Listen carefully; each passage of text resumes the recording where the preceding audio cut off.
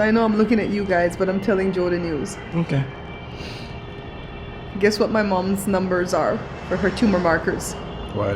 Remember they started at 632, and for a healthy person they need to be on the 35, right? They're at 12. Wow. I'm excited. No cancer found.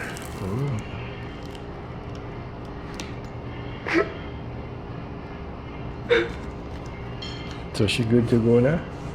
All right. It's Friday morning, guys, and I'm feeling a lot better. Yesterday I just kind of lost it because a lot of people go to the doctor to get results after chemo, and the scans come back showing that the cancer got worse or got bigger or whatever.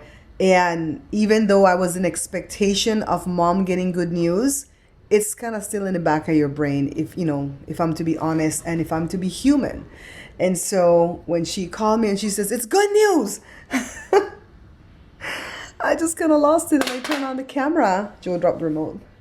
I turned on the camera and I had to share it with you guys right away, because if it weren't for you guys that watch my vlogs, I would have lost it mentally several times over the past 6 to 7 months when mom was going through all of this. You guys kept me up. You kept me motivated. You were positive every step of the way. And I will always be grateful to you guys for that, because mom made it again, another miracle for my family. Now we're working on my cousin Marcy. She was hospitalized for 2 days this week. And we're hoping that when she gets her scan, she's going to get good news too. There's Joe over there. And we're getting ready to go to Walmart, because I think either Walmart or Food for Less, because I want to go buy certain chocolates and nuts and stuff, because I want to do like a bark for a Thanksgiving video coming up. I don't know that I'm going to do a turkey again this year for a Thanksgiving video, because I don't know what else to do with the turkey besides frying it. And I'm so petrified. I can't talk today. I'm so scared. Change a darn word. I'm so scared of frying a turkey because it seems so dangerous. But I've watched several videos on it, and I think it's something that we would be able to do. But you have to buy a special fryer, and that's like $50, right, John? Isn't it like $50 for the special fryer? And then all that oil. I don't even know if I can afford all that oil right now. So I'm not ruling it out, but I may not do a turkey this year for a Thanksgiving video. I'm going to focus on the desserts, because in my family, we have so many fantastic dessert recipes. It seems like every family member always wants a special one for themselves. Like, for instance, this year I'm feeling for apple pie. And I don't even really like apple pie, but I like my apple pie. I like the recipe that I have at the site for apple pie. It's really, really awesome. Jada wants lemon meringue pie. My mom is going to want jam rolls. Joshua's going to want chocolate cake. Jory's going to want cheesecake. Joe doesn't care either way. He's not a big dessert person. And what is Dad going to want? Probably bread pudding. So it's like, how do you just pick one? So I'm going to try to do this bark and say, here, everybody's happy. There's nuts in it for Dad. There's chocolate in it for Joshua. And there's like caramel. I don't know if I'll put caramel. Let's see. See, that's another thought that I could put in there.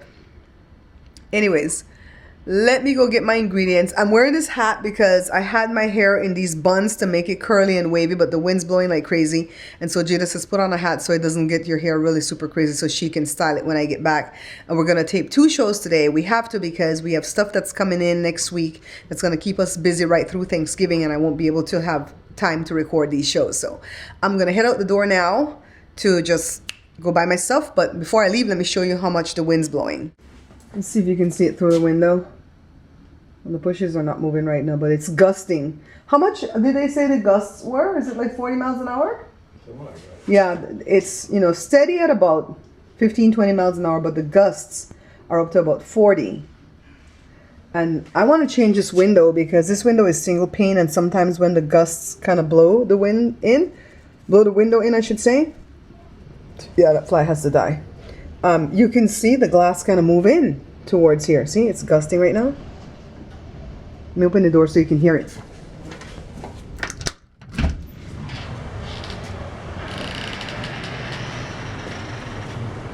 That's Jada's car that we're going to sell, by the way. Yeah, when we first moved here, this door wasn't here, but Joe and his brother built it. because people would come here and ring this doorbell, which doesn't work anymore. We disconnected it, and then when we wouldn't answer the door right here, they would bang on this window and scare Joshua because this is his room, and he was only 6 at the time. Yeah, it's really windy and it's cold. You guys see me in the mirror? You guys see me in the mirror? Joshua! I'm heading out to a party for a 7-year-old. Last minute party. No, the party's not She's been last already minute. late. That's She's it. gonna No. miss. She's No, gonna no, miss. no. No, she's Got to be going last fashionably late. minute. Okay, you and got then it she's right. fashionably late, and she's gonna miss the Panadas bar. How dare you? We've known about the party since my brother's birthday on September 20th. The party starts at 6 all the way in LA, and we're being rogues because we're going late, and we're never late to anything. Yeah. So that way we can pop in, eat, drink, and come home. My mama raised you better than that. That's how that works, huh, Jada? That's how we roll. Joe says that's a rocket that's traveling. It was so bright just now. It has the blue thing behind it. It's definitely not the moon because it's in the west sky. Ooh, what is it? It's a spaceship. It's some aliens. Are they illegal? Yeah. Are they illegal aliens? Yeah. Wait. It's not kosher to say illegal. Illegal because Are they undocumented aliens? Because they're up there, so they're illegal. They're not on Earth. Okay. Get in, baby. I can't see you. The killer's gonna get you out there. What you want if I'm black? The killer's gonna get you out there. So we're leaving home at 6 in the evening. Yeah, Miss Janet's turning 70 and her husband's turning 75. I don't like these kind of birthday parties where you have to take 2 gifts and only eat 1 plate of food. Am I wrong or am I right? I'm gonna need me 2 plates of food. Just saying. We have to go all the way to LA, guys. I hope we don't meet traffic. And mom and dad are gonna be there, so I'm gonna try to vlog from there, okay? Why you go back there by yourself though? It's okay. Hold on, accident. I cool. I smell horse poop. Huh? Alright guys, so we don't know if that's one of the party goers. Hope not.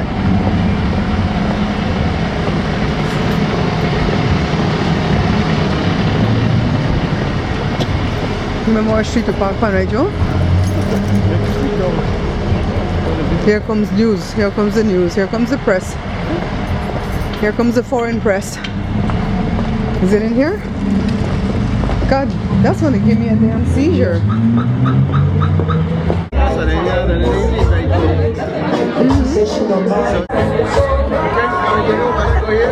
how you doing? Hey, all right. I was walking right by you guys at my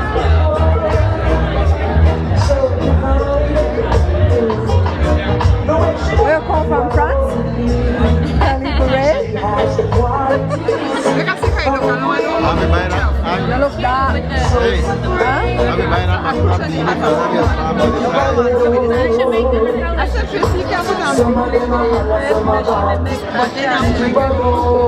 Alright guys, so it's almost midnight, like a couple minutes before midnight Saturday night.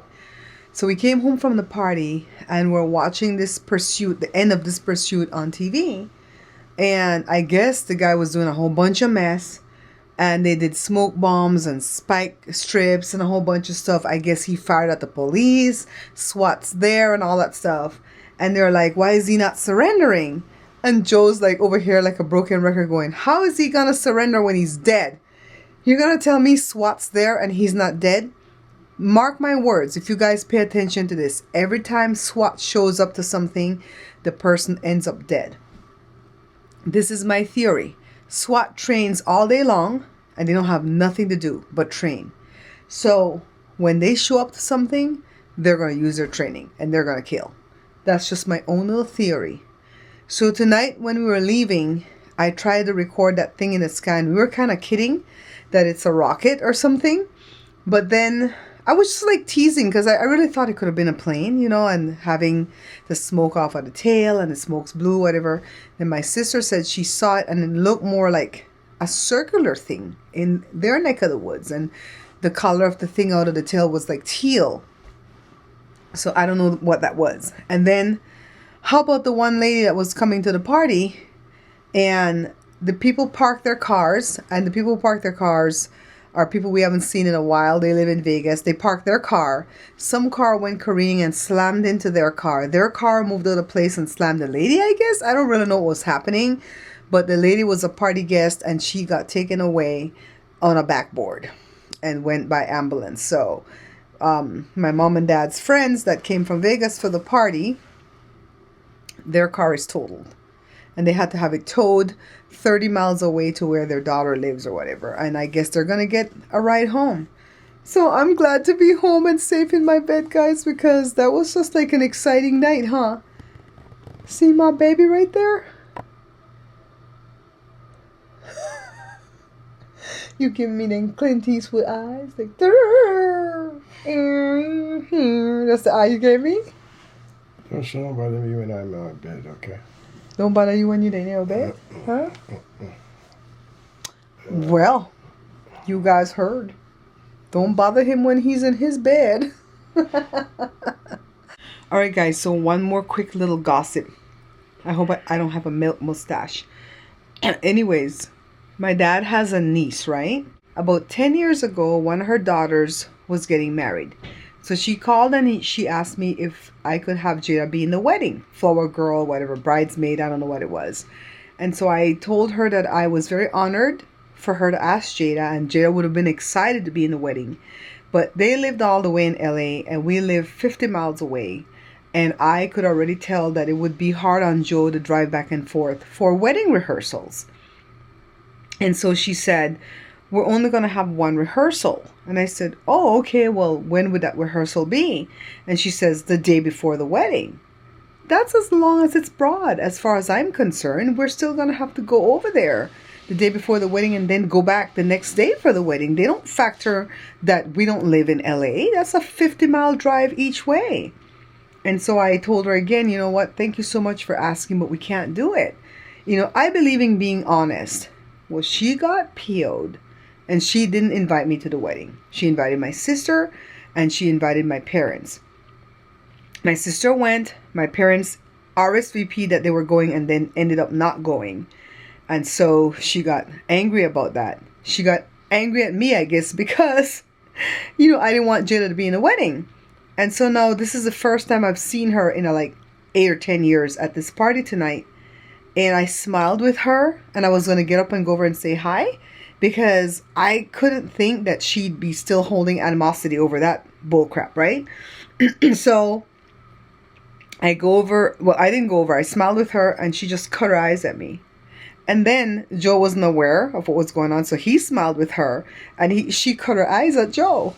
And Joe goes, what did I do? And I'm like, you know, I'm sorry, but my dad's people are stupid. And so the long and short of the story is, this is what I'm saying. This girl is mad at me because I did not attend her daughter's wedding, which I didn't get invited to. No, it's not stupid. And I'm not dumb. I know she's mad because I didn't let Jada be in the wedding. But it's like, if somebody tells you that they can't do it, accept that and move on and go ask somebody else. I don't understand that. If I ask them to do something for me like that, and the person says, this is why I can't do it, be respectful and move on. So, anyways, I thought that was really, really funny. And so my dad sweat my fever for me tonight, and he didn't go over there and say hi either. And one of his sisters was sitting right next to her. So it was war. It was war. Look, guys, when I lose weight in my face, my dimple or my cleft comes back in my chin. And I used to be proud of having this because my grandfather on my mom's side has it, and only one of my cousins, which is Effie's sister, and me, we're the only ones that came with it. And my mom used to tell me as I was a kid growing up, I would say, how did I get this here, Mom? And she would say, I went to see this Kirk Douglas movie and I loved his dimple in his chin so much that I said, I want my baby to have that. And I pressed on my chin and then you came with it. I swear to you that Joe, don't laugh at me because I believed that till I was like 12 or 13. Until I learned about genetics. But I'm not so proud of it anymore because my kids call it a butt chin. They say my chin looks like a butt. At least I don't have that thing up here where, you know how your mouth splits here? And some people have it going up here on their nostrils, and some people even have it where it splits the nose up here. You know who has it? Go check it out. You guys are so nosy like me. There's this there are these vloggers called Gabe Babe TV. GABEBABE TV.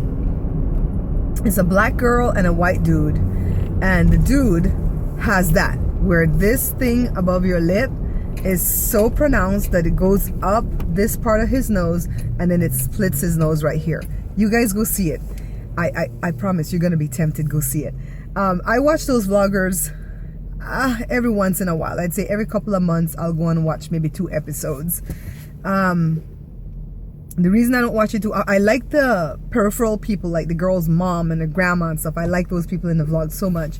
But the reason I don't watch it too often is because I don't like the sound of the girl's voice. And she seems like a really, really sweet lady, but sounds bother me. Sounds and smells bother me. And so if I don't like the sound of something, I won't listen to it. And if it's the sound of your voice that's annoying or your accent's annoying, no. Like, we don't like Sofia Vergara's accent. We feel like she puts on more than it really is, and it's just annoying. We don't like that accent. So, yeah, it's just really weird. And for the same token, I've told you guys that I love James Spader because of that. He's got a beautiful, mellifluous sounding voice. So beautiful. It's like that man has condensed milk in his voice. I'm telling you. Joe, how do you stand it? I'm oohing and gooing over some other man. You don't care? Joe says, you're never gonna meet that dude. I promise you I will. I promise you. If he's somewhere and he's doing a meet and greet, I'm paying money and I'm going to go meet him. Meet my girl soon, don't worry. Who's your girl? You don't even have no girl no more. All your girls got skinny. I'll have to find one now. He doesn't like them when they get skinny, guys. He used to love that girl from Ghost Whisperer. What's her name? She has 3 names. I forget her name, from Ghost Whisperer. And Joe used to be so in love with her. And then she lost a ton of weight and Joe goes, ugh, she's ugly now. He doesn't like them when they start losing their curves. Joe, who did I love all the time? Who was my all-time lover? Tell the peoples. John Schneider. John Schneider. I didn't like him when he was on the Dukes of Hazzard. He was kind of stupid in that. But I loved him when he started singing country music back in the 1980s. And when I slipped into that little coma back in 1984, he had just brought out a song. What's the name of the song? I've been around enough to know. I think the song was a heartbreak type song. But at the beginning of the song, he starts off by saying, hush, don't talk now. There's just something about the way he says that, hush. I'm going to find it. I have the record, but I'm going to find it on YouTube so I can play that little opening for you guys. And it just melts my heart. And when I was in that little coma, that's what I kept hearing in my brain. And then when I woke up, Joe bought me the record. And I just played that record until I burned it out. Just that one line. Just a hush. I don't know what about that was so calming for me. And then the sweetest part of it, I met him once. Huh? Woman is so easy. I know, huh? Let me tell you about Joe. I met John Schneider in 1987 at Country Fest. It was a big festival that's free. And I went to go to his stage to watch him. And then at the end, it sounded like he drove off on a motorcycle. And Joe says, because he rode on stage on a motorcycle. And Joe's like, he didn't leave that quickly on that motorcycle. By the time he walked backstage, that motorcycle was already revving up and gone. And so he says, it's a trick. So we went backstage, a bunch of us, and we waited. And he came out and he greeted all of us. And I just went up to the man like this and I just kind of touched him on his back. He was so muscle bound and all that stuff. And Joe goes, go kiss the man. Go give him a kiss. You're never going to meet him again. And I'm like, he just kissed all those girls up on stage. He called a bunch of girls up and kissed them. I'm like, he probably has herpes by now. I don't want to get herpes. I just want to admire him from a distance. I always feel like everybody has herpes. So, anyways, look how they walk and leave the little girl in the back. They're so stupid. So, see, idiot, stupid people walking across the street cut their eyes at us and leave the stupid little kid in the back. So anyways, all my friends that I went to college with would come across John Schneider at the record stores and stuff because he was really promoting his music. And they would say, oh my God, my friend loves you so much, give me your autograph.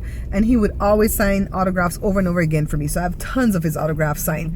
And then one day I saw that he put up a YouTube video, and I wrote to him at his YouTube page and I told him, you know, how much his song helped me when I was ill and all this good stuff. And he wrote me back at YouTube and he's like, oh my God, are you okay? Do you need anything? And I'm like, no, I'm well. That was when I was 18. I'm what, 48, 49, no, whatever age I was. And then he goes, okay, if you ever need anything, you let me know. And I was like, what a cool dude. I mean, that just really strengthens my faith in humanity that, you know, these are movie stars and they're no better than we are. I know that. But everybody has got that star that they love. You know what I mean? That's the one person, John Schneider and James Spader. I'd love to meet James Spader just to sit and listen to his voice all day, though. He should start recording like stories from the Bible or something like that. Huh, Joel? Or spooky stories. He should start recording something that I could just listen to all day long. Anyways, we're at the gym and I have to go in. I'll catch you guys in a Jiffy Lube. Joshua went with me because they really ate him up with a spoon. I mean, I joined that church when my kids were already young adults, so they don't have to go. Push it, baby. How much is that? Thank you so much for watching, liking, and subscribing. Please check out my other channels right here to the right of your screen, the cooking channel, the product review channel, and Joe's channel. The links are in the description box.